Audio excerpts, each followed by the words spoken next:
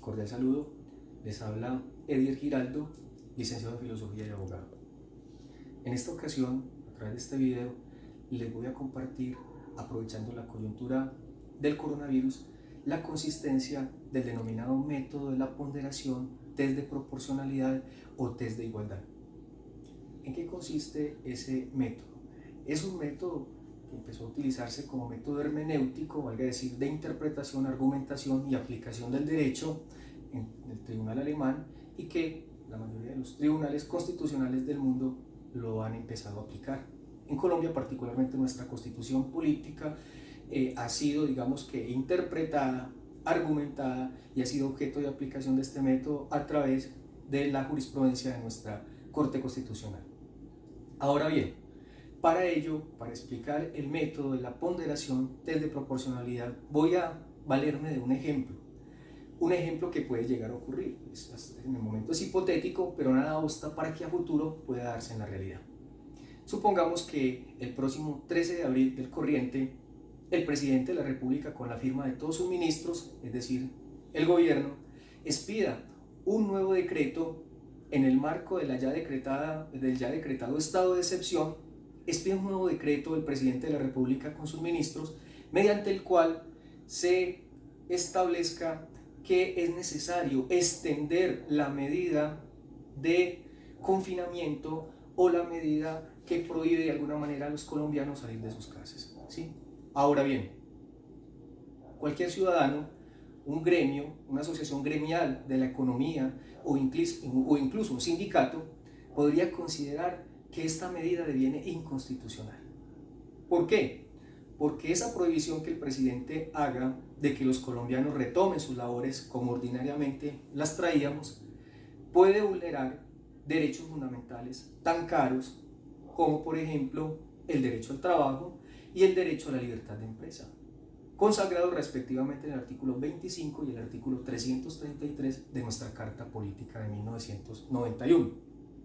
Ahora bien, ese ciudadano presenta la demanda de inconstitucionalidad ante nuestra honorable Corte Constitucional, y el magistrado ponente que le toque resolver esta demanda de inconstitucionalidad no puede utilizar el método subsuntivo o silogístico tradicional, sino que en este caso la realidad misma, el choque de principios que implica de suyo el conflicto en este caso, exige que el magistrado adopte como método hermenéutico, valga decir, de interpretación, de argumentación y de aplicación del derecho, el denominado método de la ponderación desde igualdad o proporcionalidad. Ahora bien, ¿cómo aplicaría entonces en este caso hipotético, meramente hipotético, este método de la ponderación? Lo primero que tiene que resolver el magistrado es si la norma que se está demandando, que la norma que presuntamente se pretende inconstitucional, vulnera un principio constitucional o si persigue una finalidad legítima. Básicamente esa es la primera pregunta que se debe hacer el magistrado. Ese decreto expedido por el gobierno nacional, que extiende el plazo de la cuarentena del 13 de abril al 30 de mayo del corriente, ¿persigue una finalidad legítima o no? Una finalidad constitucionalmente legítima.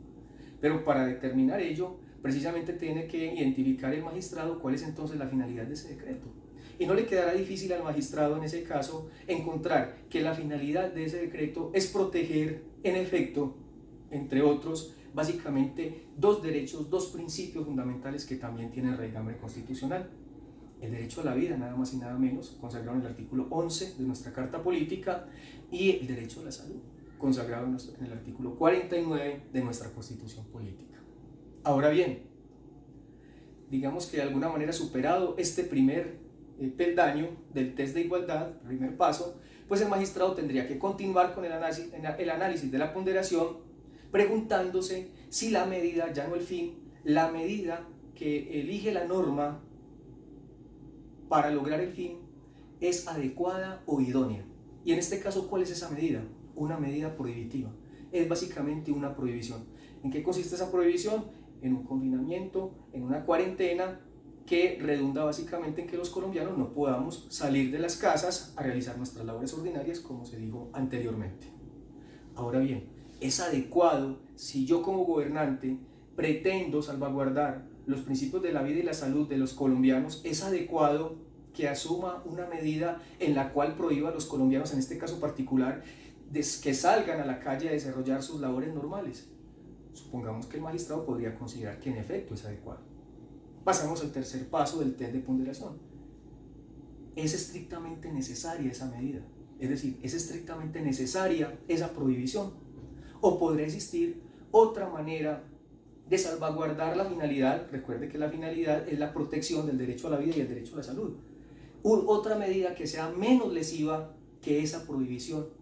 ¿Y por qué? Porque la prohibición de suyo implica también de alguna u otra manera el sacrificio de otros derechos, de otros valores que también tienen raigambre constitucional, como los ya citados, derecho al trabajo y derecho a la libre empresa. Básicamente el derecho al libre desarrollo económico o a la libertad de empresa.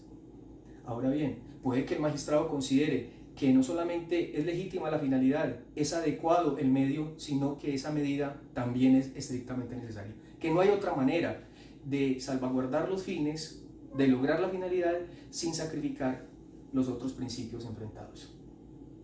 Llegado a este punto, el paso final, el cuarto paso del método de ponderación, test de proporcionalidad o test de igualdad, como también se denomina, es poner en la balanza los principios que colisionan, los principios enfrentados. Y en este caso, ¿cuáles son? Ya los tenemos.